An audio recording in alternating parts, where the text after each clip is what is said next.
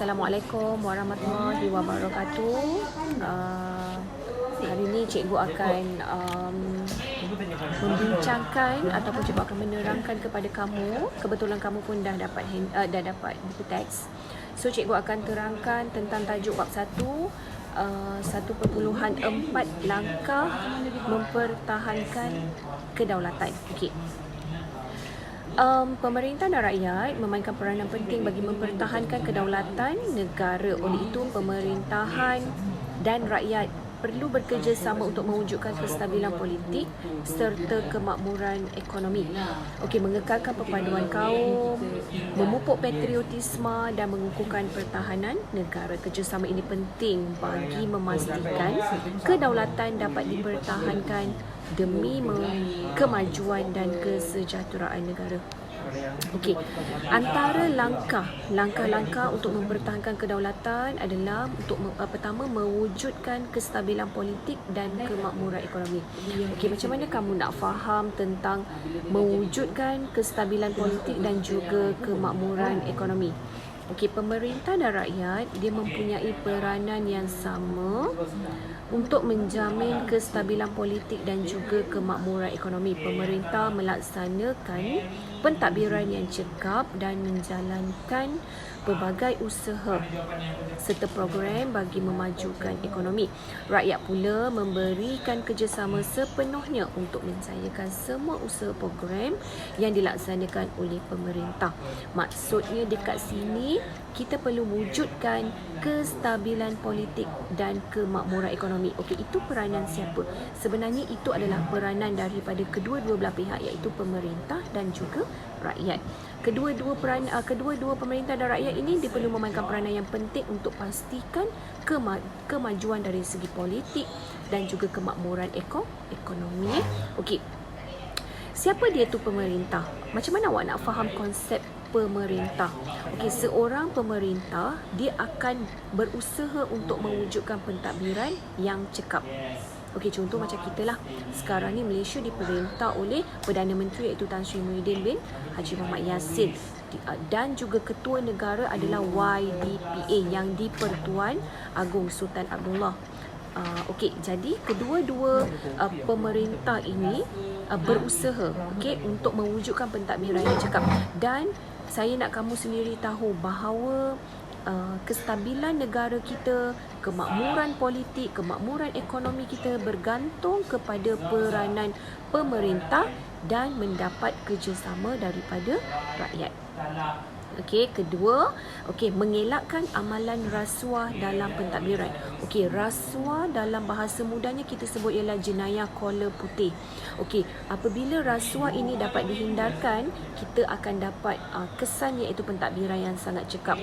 Hal ini kerana kamu tahu bahawa rasuah merupakan satu jenayah yang agak susah untuk kita bendung.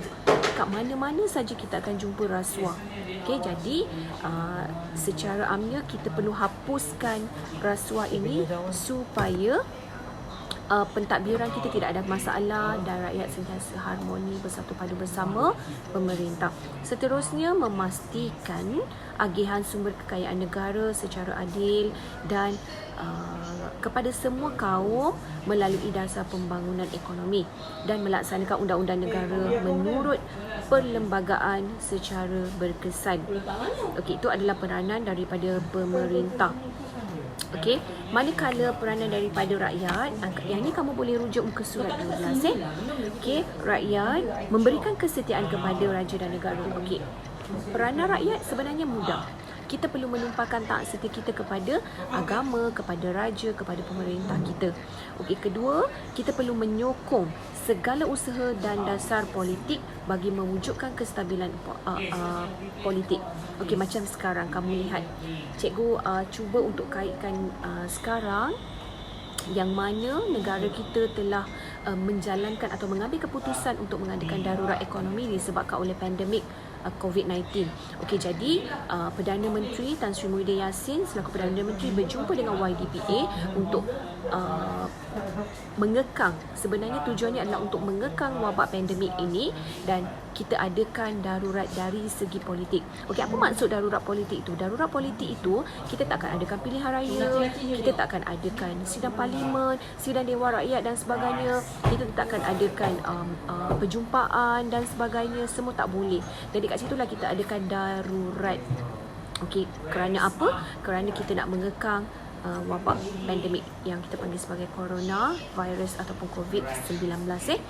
Okey, selain daripada itu, sebagai seorang rakyat kita perlu mematuhi undang-undang. Okey, bagaimana kita nak mematuhi undang-undang? Maksudnya mematuhi undang-undang ini ialah kita ikut, okey, kita ikut segala undang-undang yang telah cadangkan oleh negara kita. Okey, bila kita patuh kepada undang-undang, kita adalah seorang rakyat yang menumpahkan taat serta kita kepada agama, bangsa dan juga negara. Okey, yang ni senang sikit nak faham Okey, itu adalah rakyat. Okey, seterusnya bagaimana kita nak mengekalkan perpaduan kaum? Kalau saya tak bincangkan pun, perpaduan kaum ni pun kamu dah boleh faham. Okey, apa maksud perpaduan kaum? Perpaduan kaum ini maknanya kita berbaik-baik bersama dengan kaum lain. Contohnya, macam kita orang Melayu, kita berbaik-baik bersama dengan kaum Cina, kaum India dan kaum minoriti di negara kita seperti Sabah dan Sarawak dan sebagainya lah. Okey, sejak awal kemerdekaan, pemerintah dan rakyat berusaha untuk mengekalkan perpaduan kaum. Okey, perpaduan penting dalam usaha kita mengekalkan kedaulatan negara. Beberapa langkah dilaksanakan untuk memupuk perpaduan dalam kalangan rakyat. Okey, sebab selepas merdeka kita sebenarnya perlu pupuk perpaduan supaya kita tak nak ada jurang lagi antara orang Melayu dengan orang Cina, orang Melayu dengan orang India dan juga orang India dengan orang Cina. So kita tak nak ada jurang tersebut, maka kita kena kekalkan perpaduan kaum. Yang ni senang, yang ni kita boleh fikir secara logik sahaja Okey, seterusnya pemerintah. Okey, apa tugas pemerintah? Tugas tu maksudnya apakah tanggungjawab seorang pemerintah? Okey, pemerintah ni dia menggubal dasar. Gubal tu maksud dia apa?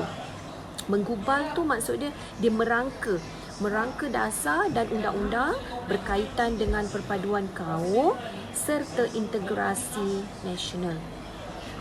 So sebenarnya peranan pemerintah ni dia sangat besar. So kamu sendiri boleh fikir, sebagai seorang pemerintah, tanggungjawab kamu adalah tanggungjawab yang sangat besar kepada negara. Kemudian, memastikan keberkesanan pelaksanaan dasar berkaitan dengan bahasa, pendidikan dan kebudayaan oleh kementerian serta agensi yang berkaitan. Pastikan keberkesanan. Dia punya key point dia kamu kena gariskan kat buku teks ialah keberkesanan pelaksanaan dasar berkaitan dengan bahasa, pendidikan dan kebudayaan. Sebab bahasa kita dah terangkan kat sini bahawa bahasa Melayu itu merupakan bahasa kebangsaan kita. So pendidikan itu wajib bermula daripada kanak-kanak sehinggalah dewasa. Okey, kalau kat Malaysia ni tak ada orang yang terkecuali daripada menerima pendidikan. Itu kamu kena faham Okey, kemudian merangka program serta kempen ke arah memupuk perpaduan kaum dan integrasi nasional. So kita adakan kempen. Contohlah macam Kementerian Kebudayaan diadakan kempen, pelbagai program untuk mewujudkan perpaduan kaum. Contohnya kempen gotong royong ke, ataupun kempen mencintai bahasa, kempen maksudnya sambutan raya dan sebagainya. Dulu kita pernah sambutkan raya orang Melayu dengan orang Cina, orang panggil apa sambut raya tu? Kongsi raya. Kongsi raya. Jadi kat situ sebenarnya dia secara tak langsung dia mewujudkan elemen perpaduan kaum. Itu kamu kena faham Dan seterusnya kita perlu memperuntukkan perbelanjaan yang mencukupi untuk program memupuk perpaduan kaum. Maksudnya setiap program tu ada perbelanjaan.